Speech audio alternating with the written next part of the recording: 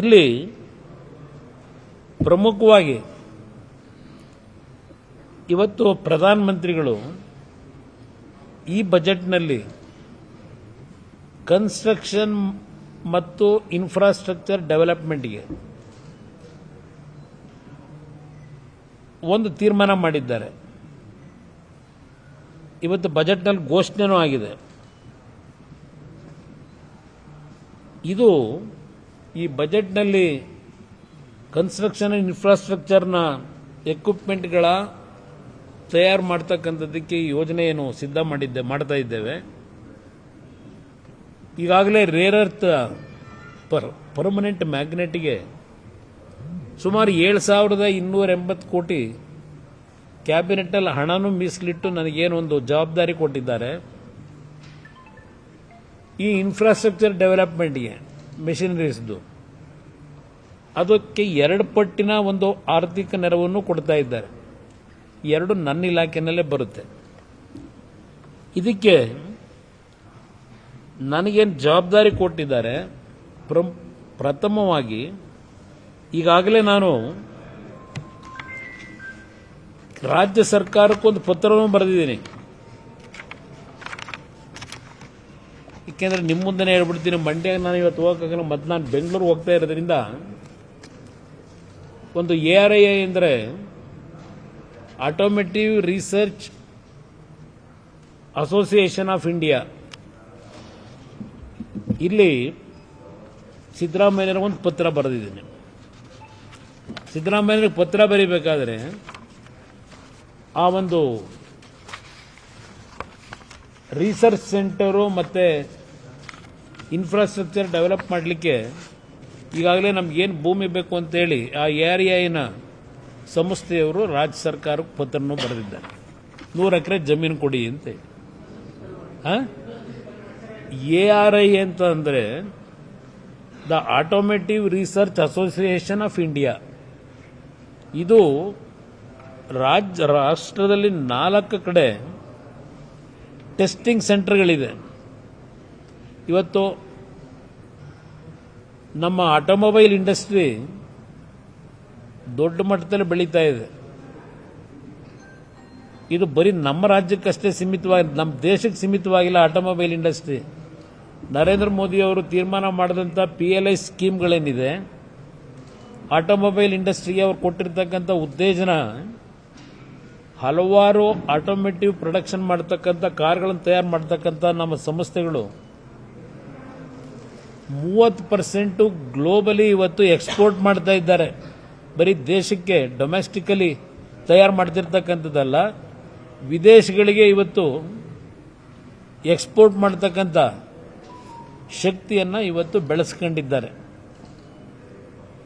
ಈ ಆಟೋಮೊಬೈಲ್ ಇಂಡಸ್ಟ್ರಿನಲ್ಲಿ ಈ ವೆಹಿಕಲ್ಗಳನ್ನು ಟೆಸ್ಟ್ ಮಾಡ್ತಕ್ಕಂಥ 4 ಭಾಗದಲ್ಲಿ ಏನು ಇನ್ಫ್ರಾಸ್ಟ್ರಕ್ಚರ್ ಇದೆ ಕರ್ನಾಟಕ ರಾಜ್ಯದಲ್ಲಿ. ಯಾಕೆಂದರೆ ನನ್ನ ಬಗ್ಗೆ ಭಾಳ ಟೀಕೆ ಮಾಡ್ತಿದ್ದಾರಲ್ಲ ಈ ಸರ್ಕಾರದಲ್ಲಿರ್ತಕ್ಕಂಥ ಕೆಲವು ಮಂತ್ರಿಗಳು, ಇವರೆಲ್ಲ ಇವತ್ತು 500 ಕೋಟಿ ಪ್ರಾಥಮಿಕ ವೆಚ್ಚದಲ್ಲಿ ಮಂಡ್ಯದಲ್ಲೇ, ಯಾಕೆಂದರೆ ಕರ್ನಾಟಕದಲ್ಲಿ ಕೊಡ್ತಕ್ಕಂಥದ್ದಕ್ಕೆ ತೀರ್ಮಾನ ಮಾಡಿಸಿದ್ದೀನಿ. ನನ್ನ ಇಲಾಖೆಗೆ ಬರುತ್ತೆ.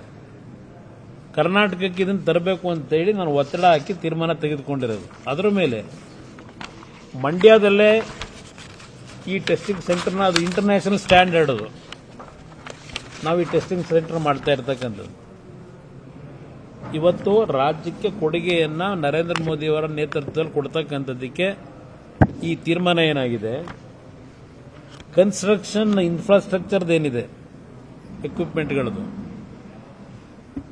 ಅದು ನಮ್ಮ ಫೈರ್ ಇಂಜಿನ್ಗಳನ್ನು ತಯಾರು ಮಾಡ್ತಕ್ಕಂಥದ್ದು, ಲಿಫ್ಟ್ಗಳನ್ನು ತಯಾರು ಮಾಡ್ತಕ್ಕಂಥದ್ದು, ARI ಇದು ಒಂದು ಭಾಗ. ಏನು ಹೇಳಿ, ಆಟೋಮೊಬೈಲ್ ಇಂಡಸ್ಟ್ರಿ ಒಂದಕ್ಕಲ್ಲ, CMಗೆ ಬರೆದಂಥ ಉದ್ದೇಶ ಭೂಮಿ ಕೊಡಿ ಅಂತ 100 ಎಕರೆ ಕೇಳಿದ್ದೀವಿ. ಏಕೆಂದರೆ ನಮ್ಮ ಶಾಸಕರುಗಳು ಡ್ರಾಮಾ ಮಾಡ್ತಾ ಇದ್ದಾರೆ, ಸುಮ್ಮನೆ ಹೇಳಿಕೆ ಕೊಟ್ಟು ಹೋಗ್ತಾರೆ ಅಂತ ಹೇಳಿ ನನ್ನ ಮೇಲೆ ನಾನು ಏನು ಹೇಳಿ ಈಗ ಕೊಡಿ ಅಂತ ಕೇಳಿದ್ದೇನೆ, ಮಂಡ್ಯದಲ್ಲೇ ಕೊಡಿ ಅಂತಲೇ ಕೇಳಿದ್ದೀನಿ. ಆ ಹಿನ್ನೆಲೆಯಲ್ಲಿ 21ನೇ ತಾರೀಕು ನಿಮ್ಮ ರೀಜನಲ್ ನಮ್ಮ additional chief secretary revenue Mandya ಡಿಸಿಗೆ ಒಂದು ಪತ್ರನೂ ಬರೆದವರೀಗ ಸದ್ಯ. ಯಾವುದೋ ಡ್ರಾಮಾ ಆಡ್ತಿಲ್ಲ. ನರೇಂದ್ರ ಮೋದಿಯವರು ನನಗೆ ಡ್ರಾಮಾ ಆಡೋದು ಕಲಿಸಿಲ್ಲ.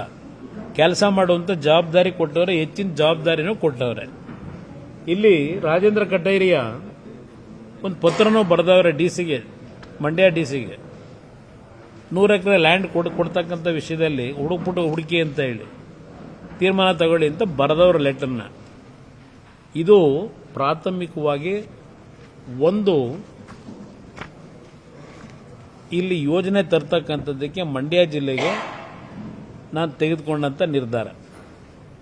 ಇದನ್ನು ಬಹಳ ಸ್ಪಷ್ಟವಾಗಿ ಈ ಬಜೆಟಲ್ಲಿ ದುಡ್ಡಿಟ್ಟಿದೆ, ಈ ಬಜೆಟಲ್ಲಿ ದುಡ್ಡು ಇಟ್ಟಿದ್ದಾರೆ.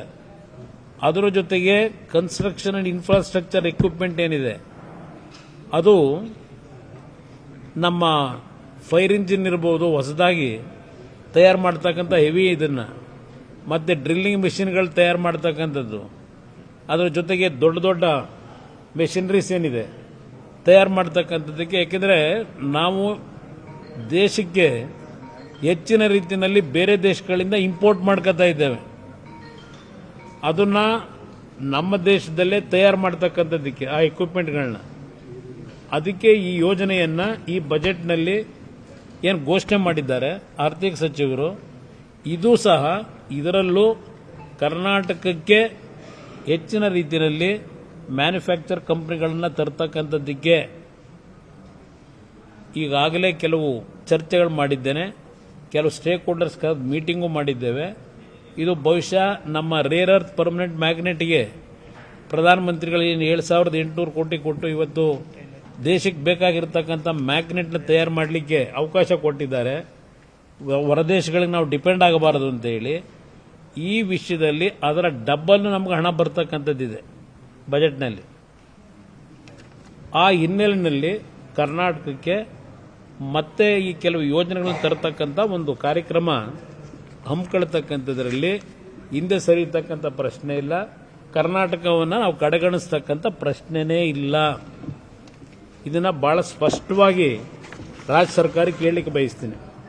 ಇಲ್ಲಿ ಈ ಬಜೆಟ್ನ ಹಿನ್ನೆಲೆಯಲ್ಲಿ ಏನು ಪ್ರಮುಖವಾಗಿ ಯಾವ್ಯಾವ ಸೆಕ್ಟರ್ಗಳಿಗೆ ಇವತ್ತು ಈ ಬಜೆಟ್ ಅನುಕೂಲ ಆಗ್ತಾ ಇದೆ, semiconductor, rare earth magnet, electronic components, chemicals, biopharmaceuticals, logistics, tourism, MSMEಸು.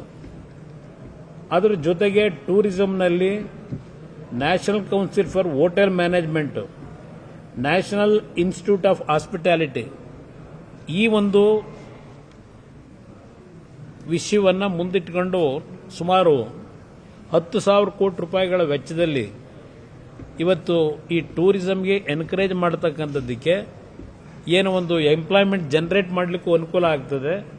ಈ ಎಲ್ಲ ಕಾರ್ಯಕ್ರಮಗಳು ಇದರಲ್ಲಿ ಸೇರಿರ್ತಕ್ಕಂಥದ್ದು. ಇನ್ನು ಕರ್ನಾಟಕಕ್ಕೆ ಬಂದಾಗ ತೆಂಗು ಬೆಳೆಗಾರರಿಗೆ, ಕೊಕ್ಕೋ ಬೆಳೆ ಬೆಳೀತಕ್ಕಂಥವ್ರಿಗೆ, ಕ್ಯಾಶ್ಯೂನಟ್ ಬೆಳೀತಕ್ಕಂಥವ್ರಿಗೆ, ಒಂದು ಶ್ರೀಗಂಧ ಬೆಳೀತಕ್ಕಂಥವ್ರಿಗೆ ಹೆಚ್ಚಿನ ರೀತಿಯಲ್ಲಿ ಆರ್ಥಿಕ ನೆರವುಗಳನ್ನು ತರ್ತಕ್ಕಂಥದ್ದಕ್ಕೆ ಓವರಾಲ್ ಬಜೆಟ್ನಲ್ಲಿ ಇವತ್ತು ಎನ್ಕರೇಜ್ ಕೊಡ್ತಕ್ಕಂಥದ್ದು ಏನಾಗಿದೆ, ಕರ್ನಾಟಕಕ್ಕೆ ಸಿಂಹಪಾಲಿದಲ್ಲಿ ಬರ್ತದೆ. ಖಾಲಿ ಚಂಬು ಈ ಸರ್ಕಾರದ್ದು. ಕೇಂದ್ರ ಸರ್ಕಾರ ಕೊಟ್ಟ ದುಡ್ಡನ್ನು ಸರಿಯಾಗಿ ಉಪಯೋಗ ಮಾಡ್ಕೊಳ್ಳಿಲ್ಲ ಯಾವುದನ್ನು ಸಹ. ಇವತ್ತು ಪದೇ ಪದೇ ಕೇಂದ್ರ ಸರ್ಕಾರ ನಮಗೆ ಫೈನಾನ್ಸ್ ಕಮಿಷನ್ನಿಂದ ಬರ್ತಕ್ಕಂಥ ಒಂದು ತೀರ್ಮಾನಗಳಲ್ಲಿ ನಮ್ಗೆ ಅನ್ಯಾಯ ಮಾಡಿದ್ದಾರೆ, ನಾವು ಹೆಚ್ಚಿನ ತೆರಿಗೆ ಕಟ್ತೀವಿ ಅಂತಕ್ಕಂಥದ್ದನ್ನು ಏನು ಹೇಳ್ತಾರೆ.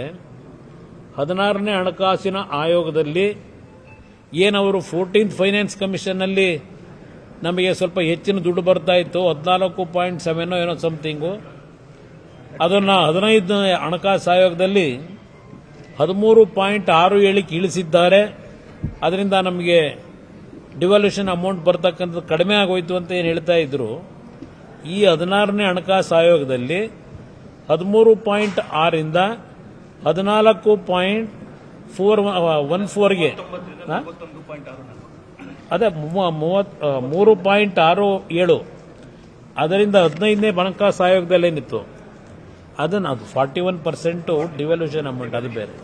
ಇಲ್ಲಿ ಯಾವ್ಯಾವ ₹100 ಇಲ್ಲದೇನೆ ಹೇಳ್ತಿದಾರಲ್ಲ, ಯಾವ್ಯಾವ ರಾಜ್ಯಕ್ಕೆ ಎಷ್ಟೆಷ್ಟು ಕೊಡ್ತಾರೆ ಅನ್ನೋದು ಅದೇ ಹೇಳ್ತಾ ಇದ್ದೀನಿ.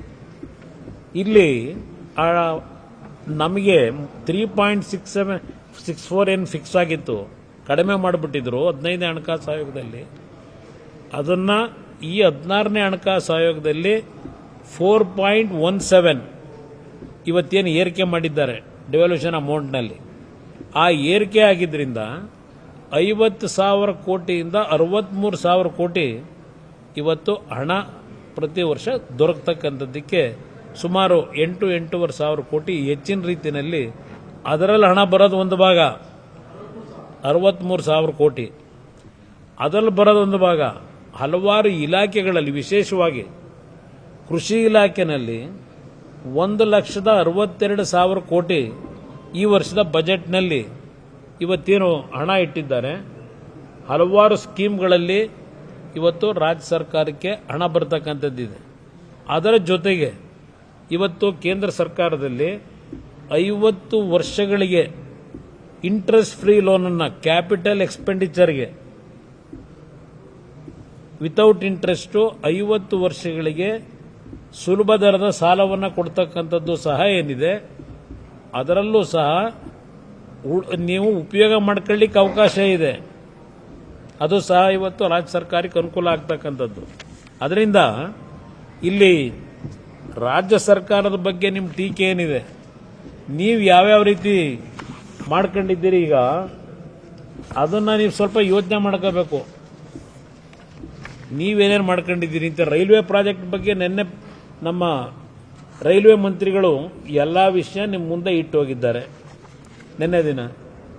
ಇವತ್ತು ರೈಲ್ವೆ ನಮ್ಮ ಹೈದರಾಬಾದ್ ಬೆಂಗಳೂರಿನ ಎಕ್ಸ್ಪ್ರೆಸ್ ಹೈವೇ ಇರ್ಬೋದು, ಹೈ ಸ್ಪೀಡ್ ರೈಲು, ಚೆನ್ನೈಗೆ ಹೈ ಸ್ಪೀಡ್ ರೈಲ್ ಇರ್ಬೋದು, ಪುಣೆಗೆ ಹೈ ಸ್ಪೀಡ್ ರೈಲ್ ಕೊಡ್ತಕ್ಕಂಥದ್ದು ಇರ್ಬೋದು, ಈ ಹಲವಾರು ವಿಷಯಗಳನ್ನು ಪ್ರಸ್ತಾಪ ಮಾಡಿದ್ದಾರೆ. ಇದರ ಜೊತೆಗೆ high tech tool rooms and machine tools ಯಂತ್ರೋಪಕರಣ CPSE ಮುಖಾಂತರ ಲೀಡ್ ಫೆಸಿಲಿಟೀಸ್ಗೆ ಈ ಬಾರಿ ಹೆಚ್ಚಿನ ಒಂದು ಉತ್ತೇಜನ ಕೊಡಬೇಕು ಅಂತಕ್ಕಂಥದ್ದು ಏನಿದೆ, ಅದರ ಮುಖಾಂತರ ಈ MSMEಗಳ ಸ್ಟಾರ್ಟ್ಅಪ್ಗಳು ಮತ್ತು ನಿಖರವಾದ ಪರಿಕರಗಳು ಮತ್ತು ಸುಧಾರಿತ ಉತ್ಪಾದನಾ ಸೇವೆಗಳನ್ನು ಹೊಂದಿರುವ ತಯಾರಿಕೆಗೆ ದೊಡ್ಡ ಪ್ರಮಾಣದಲ್ಲಿ ಬೆಂಬಲನೂ ಕೊಡ್ತಾ ಇದ್ದಾರೆ.